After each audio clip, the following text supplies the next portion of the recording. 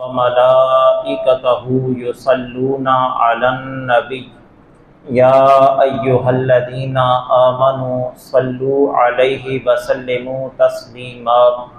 अल्लाहुम्मा सल्लि अला सय्यिदिना व मौलाना मुहम्मदिन व अला आलि सय्यिदिना व मौलाना मुहम्मदिन व बारिक व सल्लिम।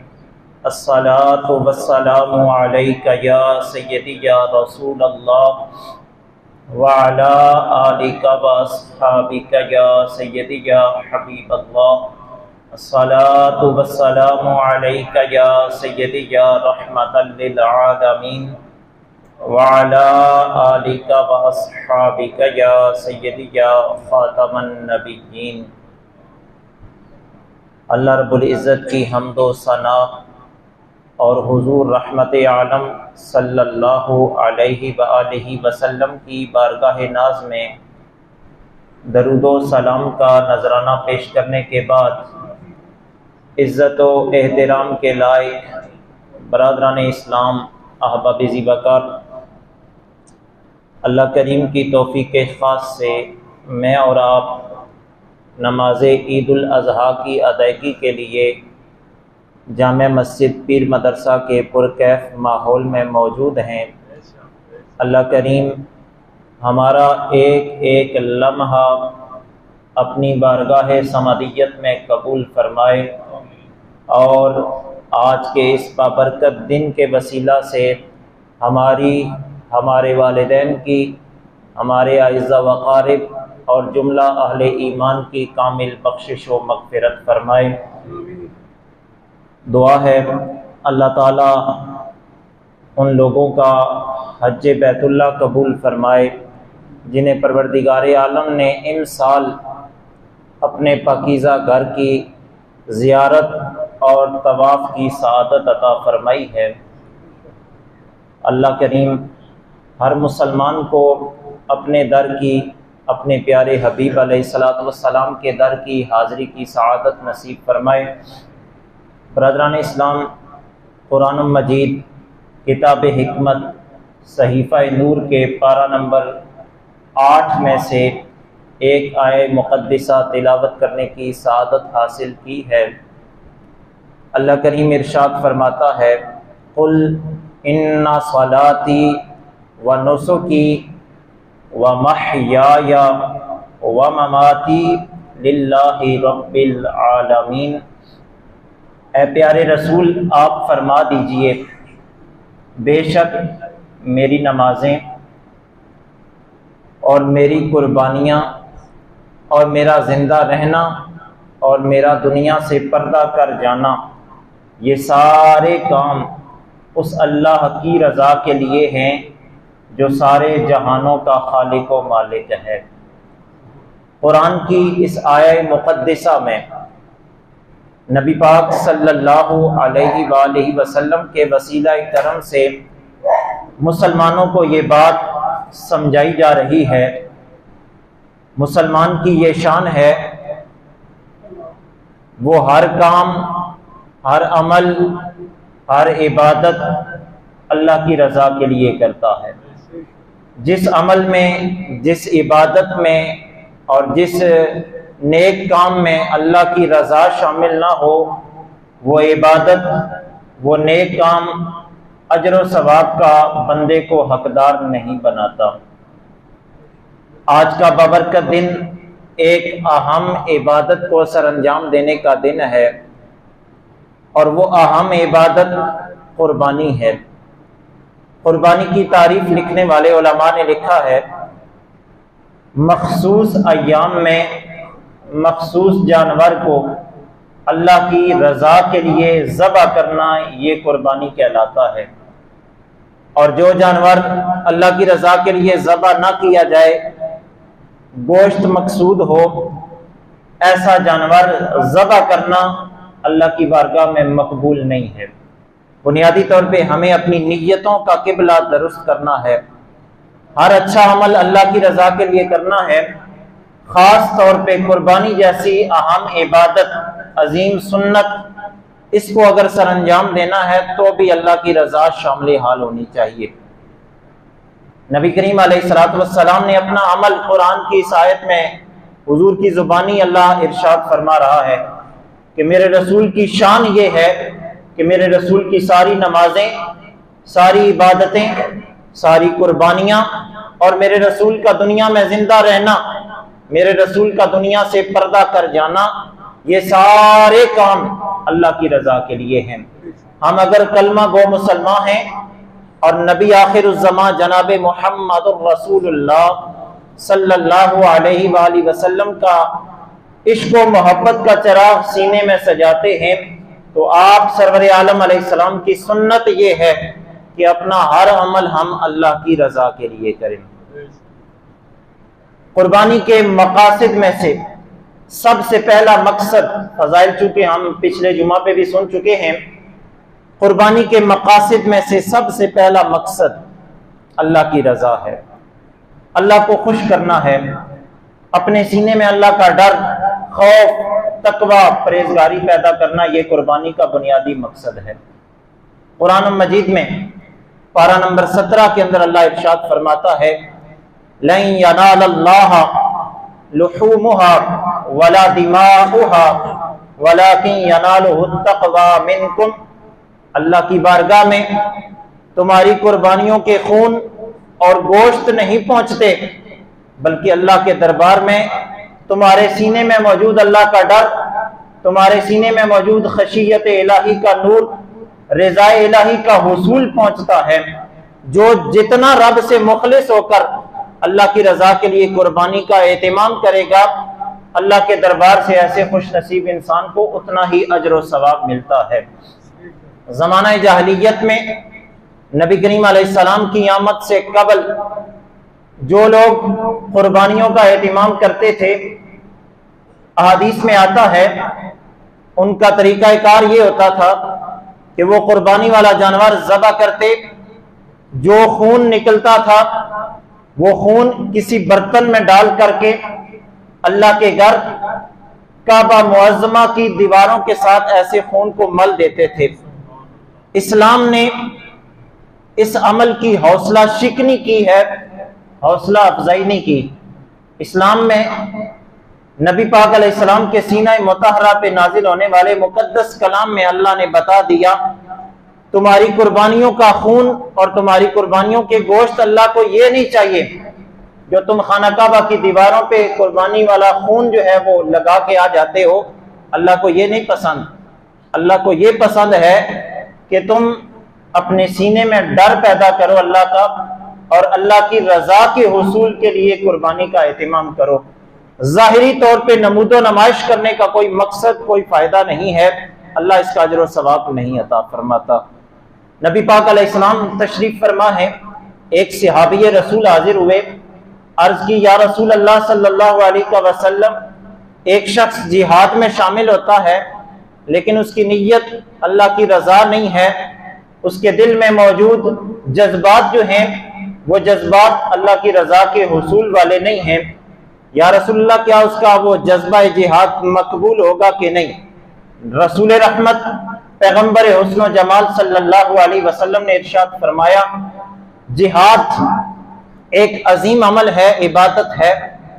ये अजीम इबादत, ये आला अमल अल्लाह उसी से मकबूल कर लेता है, उसी से कबूल होता है जिसके सीने में उंगड़ाइयां लेने वाले जज्बात रब की रजा के हुसूल के लिए हों। जिस शख्स की नीयत अल्लाह की रजा होगी, अल्लाह की रजा और खुशनुदी का हुसूल होगा, अल्लाह करीम उसको उस नेक अमल की जजा और खैर अता फरमाएगा।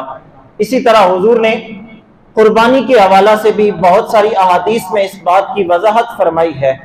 कुर्बानी दरअसल जहां सुन्नत इब्राहिमी है, सुन्नत मोहम्मदी है, वहां अल्लाह की रजा के हुसूल के जरिए जो कुर्बानी की जाती है वो अल्लाह के दरबार में मकबूल है। सबसे पहले अपनी नीयतों का किबला दुरुस्त करना चाहिए।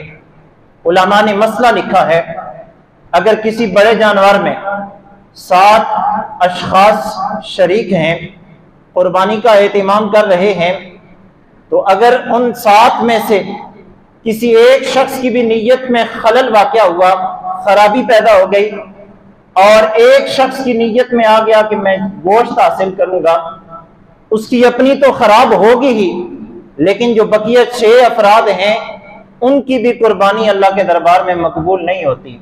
इसलिए सबसे पहले ये बात जहन नशीन कर लेनी चाहिए, रब की बारगाह में वही कुर्बानी मकबूल है जो अल्लाह की रजा के लिए है। गोश्त तो वैसे ही मिल जाना है, असल नीयतों का किबला दुरुस्त करना है। कुर्बानी के हवाला से उलमा ने जो कुर्बानी के मकासद लिखे हैं, दूसरा मकसद ये है एतदाल, मियाना रवि का एहतमाम किया जाए कुर्बानी करते हुए। एक दूसरे पर फख्र, तकब्बुर, गुरूर का इजहार न किया जाए कि ये मेरा कुर्बानी वाला जानवर तुम्हारे कुर्बानी वाले जानवर से ज्यादा मोटा ताजा है और महंगी कीमत वाला है। ऐसी चीजों से हमारा इस्लाम मना फरमाता है। हदीस रसूल में आता है, नबी पाक अलैहिस्सलाम के दौर में 3 लोग थे, असहाबे रसूल में से थे। वो उम्मुल मोमिनीन सैयदा आयशा सिद्दीका रज़ियल्लाहु अन्हा की खिदमत में हाजिर हुए। उनकी हाजिरी का मकसद ये था, उम्मुल मोमिनीन से पूछेंगे हमारे हुजूर अलैहिस्सलाम की इबादत का, वज़ाइफ का, औरात का मामूल क्या है। जब उन्हें उम्मुल मोमिनीन हजरत आयशा सिद्दीका रज़ियल्लाहु अन्हा की खिदमत में हाजिरी का शर्फ नसीब हुआ, उन्होंने अम्मा आयशा सिद्दीका रज़ियल्लाहु अन्हा से हुजूर की इबादत, हुजूर की रियाजत के बारे में पूछा। तो जब हजरत आयशा सिद्दीका रज़ियल्लाहु अन्हा ने उनको हुजूर की शब रोज के मामूलाते जिंदगी बताए, तो वो अपने आमाल को बहुत थोड़ा महसूस करने लगे। जब उस मजलिस नूर से हटे तो हर एक अपने दिल में पुख्ता इरादा करने लगा। एक ने यह इरादा किया कि आज के बाद सारी जिंदगी जो मेरी हयात बाकी है, रात को इबादत इलाही करूंगा, कभी आराम नहीं करूंगा, मावे इस्तराहत नहीं हुआ करूंगा। दूसरे ने यह इरादा किया कि आज के बाद जितने दिन आएंगे मेरी जिंदगी में, हर रोज रोजे से रहूंगा, कभी इफ्तार नहीं करूंगा, जिसे सौमे दहर कहते हैं, जमाने भर के आगे रोजे रखूंगा। तीसरे ने यह नीयत की, मैं अपनी अज़वाज के साथ जो हुकूके ज़ौजियत हैं वो पूरे नहीं करूंगा। जब इन 3 अशखास ने ये 3 नीयतें कर ली तो नबी पाक अलैहिस्सलाम तक इनकी नीयतों की इत्तला पहुंची।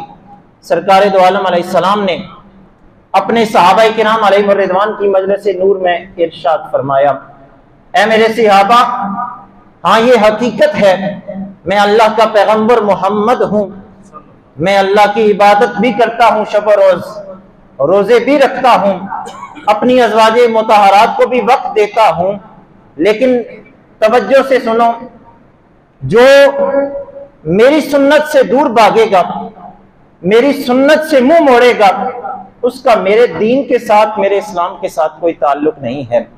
ना ही ये मेरी तालीमात हैं कि हर रोज शब रोज अल्लाह की बंदगी ही की जाए, आराम ना किया जाए, जिस्म के भी हुकूक है इनको भी पूरा करना चाहिए।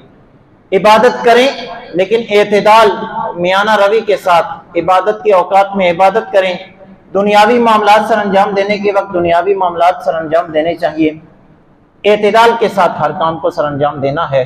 इसी तरह हर रोज का रोजा रखने का हमारा दीन हमें हुक्म नहीं देता। अगर कोई रखता है तो सवाब का काम है, लेकिन साथ इफ्तारी का भी हुक्म है कि शाम मगरिब के वक्त इफ्तार करना है। ऐसी कसम उठा लेना कि सौमे दहर रखूंगा और कभी इफ्तार नहीं करूंगा, जमाने भर के रोजे रखता रहूंगा, ये सुन्नत नबवी के खिलाफ है। हमारे हुजूर रोजा रखते भी थे, इफ्तार भी करते थे। इसी तरह तीसरी उन अफराद ने जो नीयत की थी, एक बंदे ने कहा था कि मैं अपनी अज़वाज के पास नहीं जाया करूंगा। हुजूर ने इस बात की भी नफी की कि मैं अल्लाह का पैगंबर होके अज़वाजे मुतहरात को वक्त देता हूं, तो जो ये इस तरह की कस्में उठाते हैं उसका मेरे दीन के साथ कोई ताल्लुक नहीं है। इस हदीस से उलमाए किराम ये सबक अखज़ करते हैं, मुसलमानों को चाहिए हर इबादत में, हर अच्छे अमल में मियाना रवि का सहारा लें, एतदाल से काम लें, अपने ऊपर वो काम लाजिम ना करने जो अल्लाह रसूल ने लाजिम नहीं किए हैं। उन मामलात की तरफ अपनी तवज्जो मबजूल करनी चाहिए जो अल्लाह रसूल की तरफ से हम पे लाजिम और ज़रूरी हैं।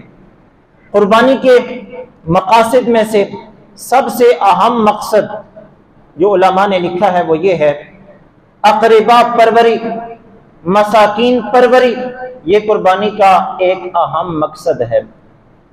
खुशनसीब हैं वो लोग जिन्हें अल्लाह करीम कुर्बानी जैसी अहम इबादत की तौफीक अता फरमाता है। कुर्बानी वाले जानवर के गोश्त के हवाला से उलमा ने यह मसला लिखा है, गोश्त के 3 हिस्से किए जाएं, एक हिस्सा फुकरा मसाकीन को दिया जाए, एक हिस्सा अपने करीबी रिश्तेदार आइज़ा व अकारिब में तकसीम किया जाए और एक हिस्सा अपने घर की ज़रूरियात के लिए रखा जाए। ये बेहतरीन और मुस्तहब अमल है। लेकिन अगर कोई शख्स इस अमल से दूर भागता है और सेविंग के चक्कर में है कि सारी कुर्बानी वाला जो गोश्त है वो मैं खुद अपने हिस्से में रखूं और अपने पास अपने घर में महफूज रखूं, शरीयत मुतहरा इसकी भी इजाज़त देती है। लेकिन कुर्बानी वाले इस मौका पे हमें अपने मसाकीन फुकरा भाइयों को भी याद रखना चाहिए। अपने कुर्बानी वाले जानवर के गोश्त में से भी उनको भी कुछ ना कुछ हिस्सा देना चाहिए। ये कुर्बानी वाला अजीम दिन हमें अकरीबा परवरी, मसाकीन और फुकरा परवरी का दर्स देता है। नबी पाक अलैहिस्सलातु वस्सलाम के ज़माने में इसी तरह से चलता आ रहा है। हुजूर के ज़माने में भी फुकरा और मसाकीन को कुर्बानी के जानवरों में से हिस्सा दिया जाता रहा है, आइज़ा व अकारिब में भी तकसीम किया जाता रहा है और अपने घर में भी महफूज किया जाता रहा है। आज तक तवारुस के साथ ये सुन्नत तसलसल के साथ चली आ रही है। तो इस सुन्नत को बरकरार रखना चाहिए और सिर्फ अपनी नहीं सोचनी चाहिए, अपने साथ उठने बैठने वाले, अपने हमसाए, अपने मोहल्ले में बसने वाले गुराबा और मसाकीन का भी ख्याल रखना चाहिए। कुर्बानी वाले जानवर के हवाला से एक दो बातें इंतहाई अहम हैं जो ज़रूरी हैं। बुनियादी तौर पे कुर्बानी के जानवर की 3 रगें कट जाएं तो वो ज़बह हो जाता है। हमारे यहाँ जो ज़बह करने वाले अहबाब हैं वो अमूमन कुर्बानी वाले जानवर को मुशक्क़त में मुब्तला करते हैं, तकलीफ़ देते हैं और कुछ उसकी गर्दन को मरोड़ कर तोड़ने का एहतमाम करते हैं और कुछ हराम मग़ज़ वाली जो नाली है उसको काटने की कोशिश करते हैं। ना ही हराम मग़ज़ वाली नाली काटने का इस्लाम हमें हुक्म देता है, ना ही गर्दन मरोड़ने का हुक्म देता है, बल्कि बुनियादी तौर पे 3 रगें जब जानवर की कट जाएं तो वो कुर्बानी वाला जानवर हलाल है, उसको मजीद तकलीफ और अजियत नहीं देनी चाहिए। इसी तरह हमारा इस्लाम जानवरों के इस कदर हुकूक बयान करता है कि जानवर को आराम से लिटाया जाए, उसको जोर से जमीन पे ना गिराया जाए ताकि उसको मुशक्कत और तकलीफ ना हो। इसी तरह हमारा दीन इस्लाम हमें ये जानवरों के हवाला से हुकूक फराम करता है कि छुरी से ही तेज होनी चाहिए जिससे आपने जानवर को ज़बह करना है। ऐसा ना हो कि छुरी तेज ना हुई और कुर्बानी वाले जानवर को आधा ज़बह किया, फिर उसको मुशक्कत में मुब्तला करके फिर छुरी तेज करने में लग गए, तो इस तरह कुर्बानी वाले जानवर को तकलीफ होती है, अजियत होती है। इस अजियत से भी हमारा दीन कुर्बानी वाले जानवरों को बचाने का दर्स देता है। इसी तरह हमारा दीन हमें यह दर्स देता है कि दूसरे जानवरों के सामने कुर्बानी वाले जानवर को ज़बह ना किया जाए, ताकि ये कुर्बानी वाला जानवर जिस मकसद के लिए ज़बह किया जा रहा है खालिसतन उस मकसद को मद्देनजर रखा जाए। और कुर्बानी वाला जानवर खुद ज़बह करें तो ये बहुत अजर व सवाब का सबब है, लेकिन अगर खुद ज़बह ना कर सकें, किसी से करवा रहे हैं, तो कुर्बानी वाला जानवर ज़बह करने के बाद उसकी खाल अगर अपने इस्तेमाल में लाना चाहें तो ला सकते हैं। अगर आप खुद अपने इस्तेमाल में नहीं ला सकते उसकी खाल को, चमड़े को, तो उलमा ने मसला लिखा है आप उसको बेच के उसकी कीमत सदका कर दें। कीमत आप अपने ऊपर सर्फ नहीं कर सकते। और अगर बेचना भी नहीं चाहते तो गुरबा मसाकीन जो वाक़यातन हकदार हैं उन तक कुर्बानी की खाल पहुंचाना, चमड़े को पहुंचाना हमारी जिम्मेदारी है। हमेशा की तरह आप अपने शहर की खूबसूरत इल्मी दरसगाह जामिया रहमानिया रिजविया को जैसे पहले याद रखते हैं, इमसाल भी कुर्बानी की खालों का बेहतरीन मसरफ है जामिया रहमानिया रिजविया। कोशिश करें अपने कुर्बानी वाले जानवर की खाल या चमड़ा खुद वहां पे पहुंचा के सवाबे दारैन हासिल करने का एहतिमाम करें। वगरना अगर मुमकिन ना हो तो फिर आपके पास कॉन्टेक्ट्स मौजूद हैं, फोन नंबर्स मौजूद हैं, आपकी एक कॉल पे आपकी दहलीज पे लोग आएंगे और आपके कुर्बानी वाले जानवर की खाल या चमड़ा लेकर के चले जाएंगे। अल्लाह करीम की बारगाह में दुआ करते हैं रब्बे जुल जलाल हमारे कुर्बानी वाले जानवर जो हम अल्लाह की रजा के लिए ज़िबा करें, अपनी बारगाह में हमारी कुर्बानियों को कबूल फरमाए। नमाज ईद का तरीका समाअत फरमा लें। ये 2 रकत नमाज ईद उल अज़हा है, ये सुन्नत हैं और सुन्नत मुअक्कदा हैं। बुनियादी तौर पे नियत जहन में होती है, अगर कोई जुबान से भी अदा करना चाहे तो हर्ज कोई नहीं है, अच्छा अमल है, आसान अमल है। सबसे पहले तकबीर तारीमा होगी, तकबीर तारीमा के बाद सना पढ़ी जाएगी। सना पढ़ने के बाद 3 जायद तकबीरें कही जाएंगी। पहली तकबीर कही जाए, हाथ कानों तक ले जाके नीचे छोड़ देने हैं। दूसरी तकबीर कही जाए, हाथ कानों तक ले जाके नीचे छोड़ देने हैं। तीसरी तकबीर कही जाए, हाथ कानों तक ले जाके नाक के नीचे बांध लेने हैं। उसके बाद किरात होगी, रुकू होगा, सुजूद होंगे। अगली रकत में सबसे पहले किरात होगी। किरात के बाद 3 जायद तकबीरें कही जाएंगी। पहली तकबीर कही जाए, हाथ कानों तक ले जाके नीचे छोड़ देने हैं। दूसरी तकबीर कही जाए, हाथ कानों तक ले जाके नीचे छोड़ देने हैं। तीसरी तकबीर कही जाए, हाथ कानों तक ले जाके नीचे छोड़ देने हैं। जब चौथी तकबीर कही जाए जो कि रुकू की तकबीर है, हाथ कानों की तरफ नहीं लेके जाने बल्कि सीधा रुकू की तरफ चले जाना है। तमाम अहबाब सफ़ें दुरुस्त फरमा लें ताकि बर वक्त नमाज ईद का एहतिमाम किया जा सके।